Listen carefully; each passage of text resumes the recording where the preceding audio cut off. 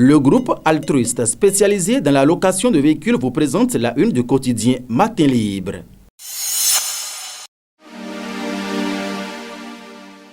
Bonjour, vendredi 26 février 2021. Le quotidien Matin Libre, titre en manchette, Motus 3 semaines après son agression. Galiou Soglo promet des déballages. Agressé la nuit du vendredi 5 février 2021 dans la commune d'Abomey-Calavi, l'ancien ministre des Sports Galiou Soglo a été criblé de plusieurs balles. Mais depuis cette agression, nul ne sait pour l'heure qui en sont les auteurs et pourquoi ont-ils agi aussi. Alors que la victime assure avoir répondu à toutes les questions évidentes à lui poser par les éléments de la police républicaine, le procureur du tribunal de première instance d'Abomey-Calavi a, par contre, à travers un communiqué, affirmé que Galiou Soglo n'a pas pu renseigner suffisamment la justice pour que cette dernière puisse approfondir ses enquêtes. En retorquant à la suite par la négation, les proches de l'intéressé avaient balayé de revers ces propos du procureur et continuent de penser que cet assassinat manqué de Galiou Soglo ressemble beaucoup plus à un acte prémédité où le pouvoir en place n'est pas pressé de retrouver les auteurs. Après plus de 2 semaines où le dossier n'a visiblement pas connu d'évolution, les proches de la victime reviennent à la charge.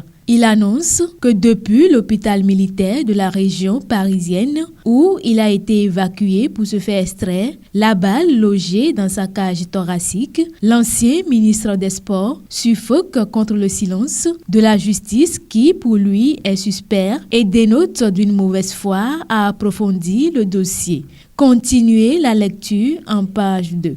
En fausse manchette au Bénin. Pourquoi l'interdiction de la chicha doit être généralisée? Véritable phénomène de société, addition nationale, la chicha au Bénin vit des jours heureux. Désormais, elle sort du cadre privé et emballe. Aux abords des voies dans les rues, les lieux publics, les bars ou cafés, chicha se démocratise. Les devantures de maisons sont aussi pris d'assaut par de groupuscules. Des bouffées de fumée tirées font sitôt un avec l'air aux grandes dames des personnes environnantes.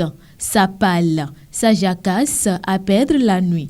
En tout cas, on s'y plaît bien, même si la fin de la récréation est sifflée par endroits. Formation et employabilité au Bénin. Une table ronde se penche sur le chômage des jeunes. Présidentielle 2021. Les démocrates. Une synergie d'action s'impose. Vu l'évolution du calendrier électoral, le parti Les Démocrates n'a plus la chance pour être en lice dans le cadre de la présidentielle du 11 avril prochain. Déjà que l'union, à cause des candidatures internes autres que celles du parti, semble avoir pris un coup, il est de bon ton que les ténors de cette formation politique qui se veut la plus élargie de l'opposition et ses alliés recollent le plus tôt possible les morceaux pour les perspectives prochaines.